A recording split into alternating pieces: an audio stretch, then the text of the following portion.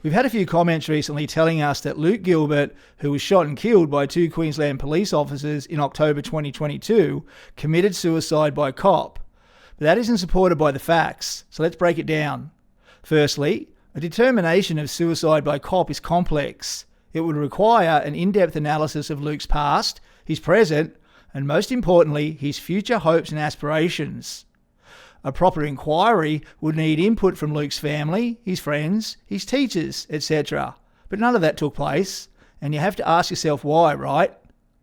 Now, secondly, it was inferred that Luke was suicidal because he had a history of suicidal thoughts, and he'd voluntarily presented to Townsville Hospital about a week before he was killed because he was experiencing suicidal and homicidal ideation.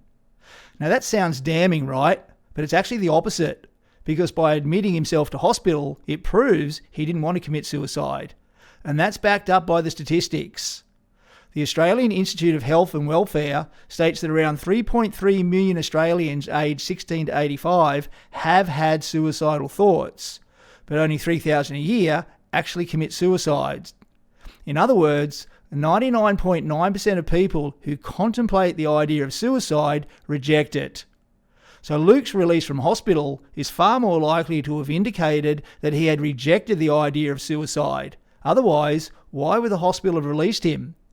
And if they did release Luke while he was still suicidal, then the hospital will be required to answer some very serious questions. The next point is that I read an article which quoted Associate Professor Amber McKinley. Now, she's a forensic victimologist who lectures at Charles Sturt University, and she testified at the coronial inquest.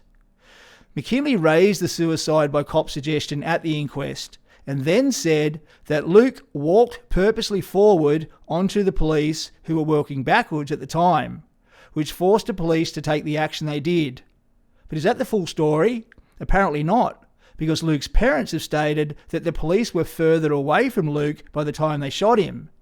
Now, if that's true, then Luke wasn't working purposely towards them at all. It was the complete opposite. He was actually allowing the police to walk away from him. And that's simple Year 10 physics, which is inarguable, as opposed to the asinine assumption made by Associate Professor McKinley. If Luke wanted to commit suicide by cop, then he would have initiated the incident and escalated the incident, right? But that's not what happened. Constable Forster admitted at the coronial inquest that he initiated and escalated the incident when Luke was walking away. Now, Forster's the cop who had been rejected by Luke's girlfriend a few months earlier, which is an extraordinary coincidence, right? We'll go through that in more detail in another video. This video is about debunking the suicide by cop bullshit. Now, it was reported that while Luke was allowing the cops to walk away from him, he called out, "Shoot me, come on, shoot me," which supposedly proves the suicide by cop theory. But that's ridiculous. Any person who has a loaded gun pointed at them will go into shock, so you can't draw any reasonable conclusion. Luke would have grown up believing that he could trust the police, so the thought that they would shoot him might have never entered his head. The truth is that we'll never know why Luke did what he did, because he's not here to tell us.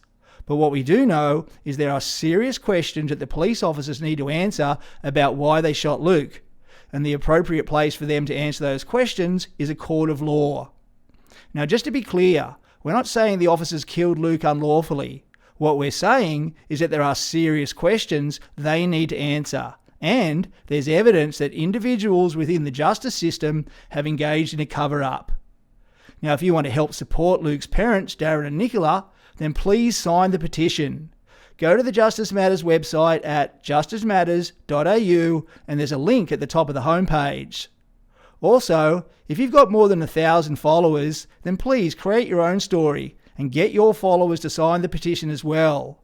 Let's show them that we have the power.